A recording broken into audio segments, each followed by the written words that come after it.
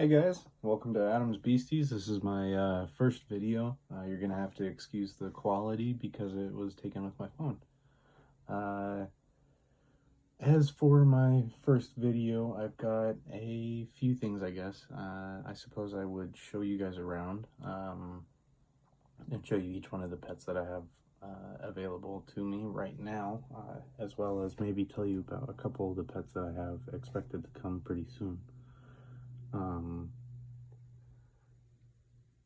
With that, I guess let's just get right into it.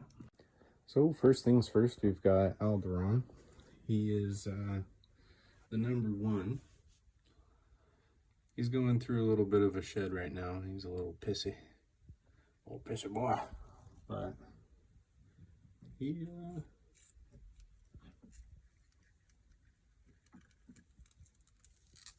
still willing to hang out. Maybe. Come here.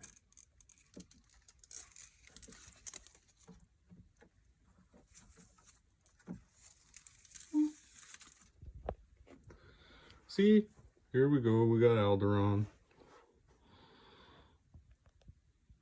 And for anybody concerned, that light is a 60-watt incandescent. It's not going to melt him if he touches it.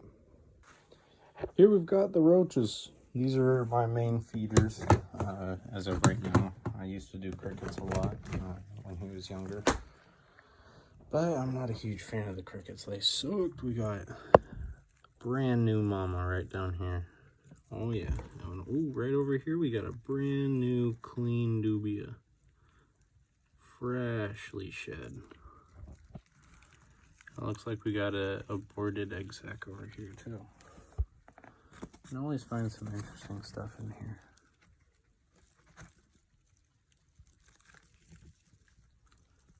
Here we got the food pile, and we got a whole bunch of the mamas over there. Yeah. This is my roach bin. I have a under tank heater set up to just a small one. Set very low. It's barely on at all. As you can see, I just have it slightly turned. I threw these on the side because this was always facing Alderaan. I don't know. I'm pretty sure he could probably see them from his home. And so he's probably teasing them all the time. Yeah. Now, as far as the care routine goes, it's generally, I've got the manual misting. I do that in the morning along with the fogging for about 20-30 minutes or so, just before lights on or just as lights on. And then over here I've got different kinds of dubia and feeder foods, as well as some water gel crystals and a little dripper that I don't use anymore, some more Matsuri, and then I've got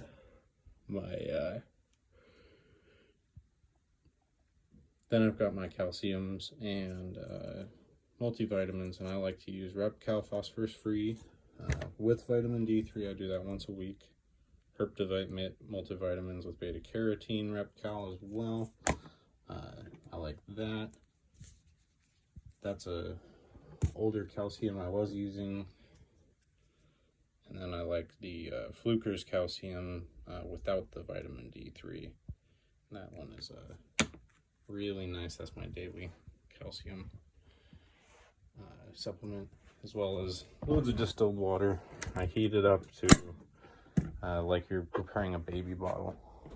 And I've got my pokey stick in case Alderaan wants to ride on a stick. It's helpful when he's on my back. Over here I've got some other feeders. I've got my Lateralis, my Lateralis Roaches. These ones are smaller, crazier, faster. There's a little tiny baby right there. Oh, yeah, there they are. Those guys are nutters. I mostly just feed those to the tarantulas. I fed a few of them to Alderaan, but they're so difficult to catch, and I would have to catch a lot of them to be able to feed Alderaan any sort of a decent meal. Got the heater. It's a oil fin heater. Gets everything set in here to just about the mid to upper 70s, sometimes into the lower 80s. I generally try and shoot for that mid to upper 70s, so I'm adjusting it every now and then to accommodate for the temperature changes throughout. And that is ambient heating for mostly the feeders, which I need to throw this lid back on. I don't want to get those, I want those Lateralis out. Ugh, those would be nasty. Over here I've got a little selection of some plants and a little hangout spot for Alderaan. He'll hang out up there every now and then. Come here, Pothos.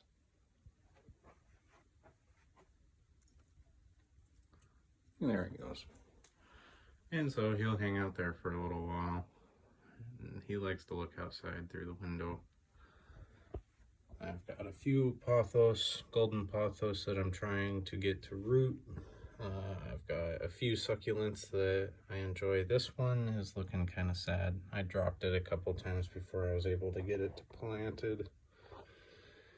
I've got what my mom calls a mother-in-law's tongue. I'm not 100% positive what it is, but it's beautiful and it's thriving quite well.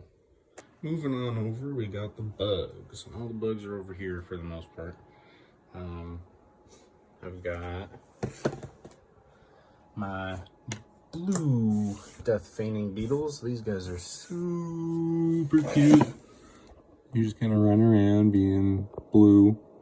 And they develop that blue kind of wax. It's almost like a waxy secretion to help protect them from the sun and from the harsh rays that come down. And I think it also has some evolutionary benefit to retaining water, because these guys are amazing at retaining water. They can go a month or more without any form of water whatsoever in their habitat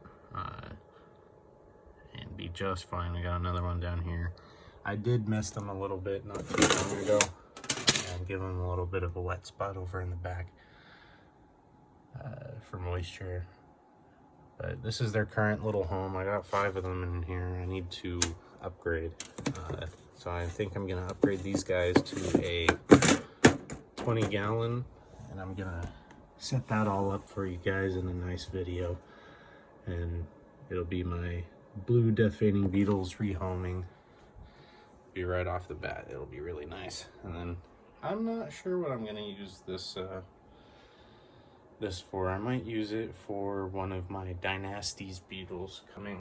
Let's just move right along down the line here. And next we got a couple more feeders. I haven't checked these guys out since I set them up in here. It's just basically a giant plastic dram that I got, and I drilled some air holes in and filled with some substrate and placed a additional cup inside, and the additional cup kind of holds them in there. And then I've got the little cap in there with the food, and there is a little bit more substrate at the bottom, along with holes in that second inner cup at the bottom to allow for a little bit of moisture exchange between the deeper sections of the moisture of the soil and the upper sections, while maintaining, keeping all of these guys all up here. And I do know that Alderaan loves the crap out of these. Let's see if we can get him to eat one while he's outside of his habitat. Would you be interested in a... Would you be interested? Maybe.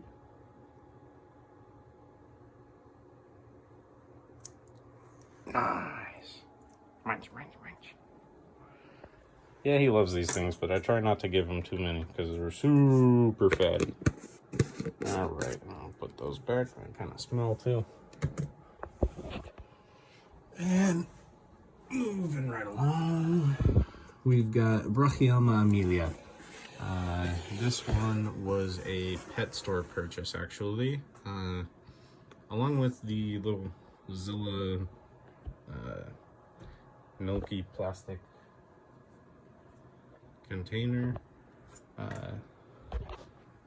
She's in here, or at least hopefully it's a she. I haven't been able to identify her yet. Waiting for her next molt. Hopefully will be big enough to get a good look at her with, and hopefully she won't destroy her abdomen. There she is. What a beautiful specimen. Looks like she pulled some of that green sphagnum moss down into her little burrow, which is kind of funny because she's been moving it out here, but I guess now she decided to pull it down in there. Is she interested in saying hi at all? Let's see. Amelia? Tickle, tickle. Yeah, there she is.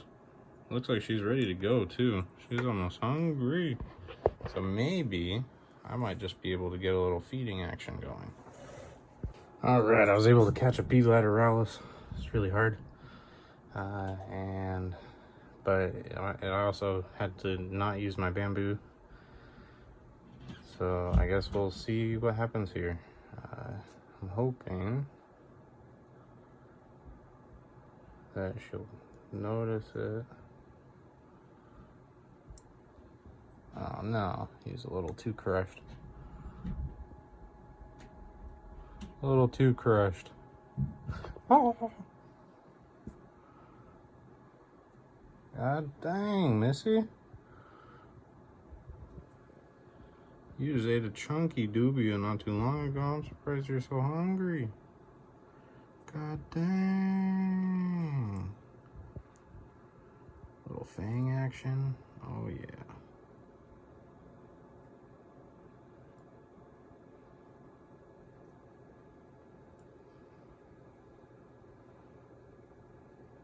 Again, you're gonna have to excuse the quality. Doing it by hand on my phone.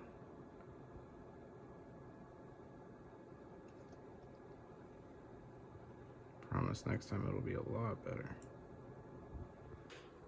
Whew. That feeding kind of scared me a little bit. Gonna say that for sure. I was a little sad that I had to use the stainless steel tweezers, seeing as those ones increase my chances of breaking her fangs if she hits them. Either way, let's move on to this little tiny baby. Look at this baby. I've got little Brachium bochme here. And this one, I actually went ahead and drilled air holes into the actual delivery container it came in.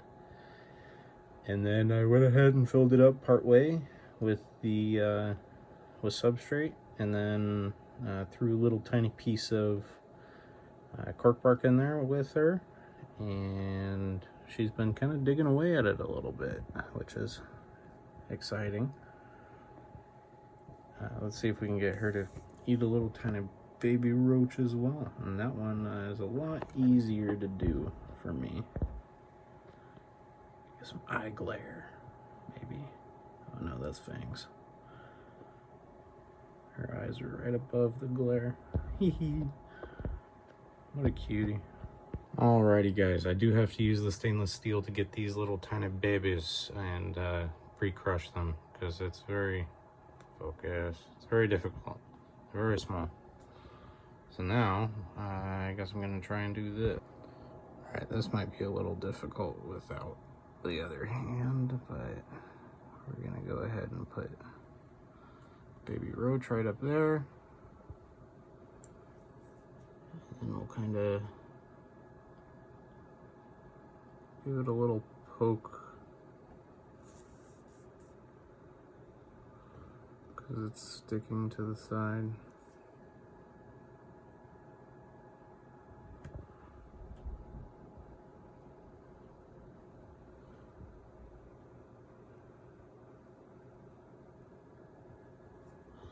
Do you see it?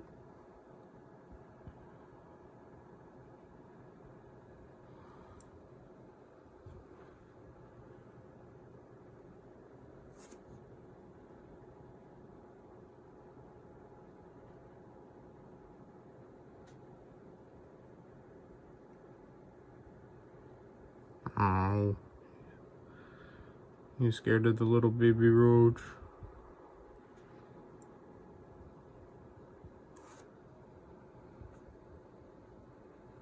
Well, I guess I'll just leave it there for a little bit. She'll eat it if she wants it. But she is super tiny right now. And super scaredy. And I am still new to the hobby, so not 100% positive how to handle it other than just leave the prey in there, because that worked last time for me. And I parked these two right over here. I put this one underneath a nice little piece of cork bark, and then behind the corner so that this one, if it can, isn't able to see it. And then this one goes right up here. It's got the milky plastic, so I'm not super duper worried about it. And then back here I've got upgradable little homes for them as they grow up, or if I decide to get another larger tarantula.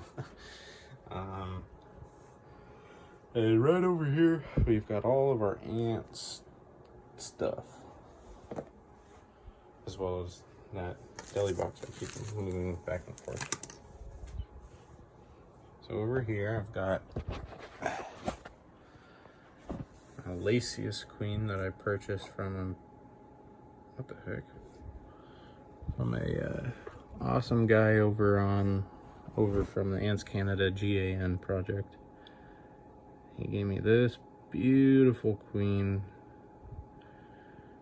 who should be having the time of her life in her fresh little claustral home.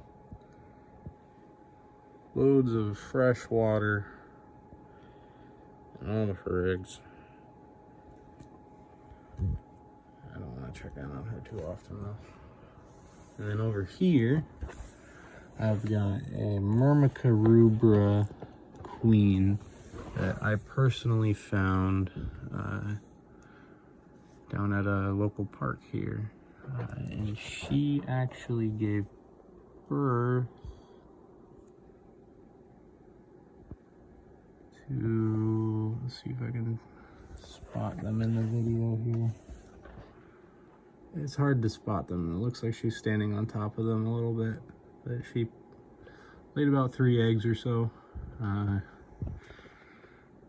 And I gave her a nice chunky mealworm that looks like it needs to get changed out here pretty soon. A baby roach that looks like it got stuck in the puddle of honey. All of that needs to get cleaned up here pretty soon. And then I put a couple of fresh veggies in there for her, but it looks like she hasn't shown too much interest in that. And this one, Mermakarubra, is a semi-claustral species. That's why I have it set up already with the portal. And then I've got some extra vials and my hybrid 2.0 mini that I'm expecting to move one of these ladies into sooner or later. Alright, you dingus. Time to come down. Let's go, bud. Come on. Boop. I got underneath your fat little belly. Whoop. That's my little tour. I am fairly new to the hobby, and I'm fairly new to all of these pets. However, I do plan on studying all of these pets in school here pretty soon, and I'm hoping to increase my collection as well as get a nice little greenhouse maybe to be able to throw Alderaan in. as well as many plants. I really like growing up all of these tropical plants. They're beautiful and great to work with.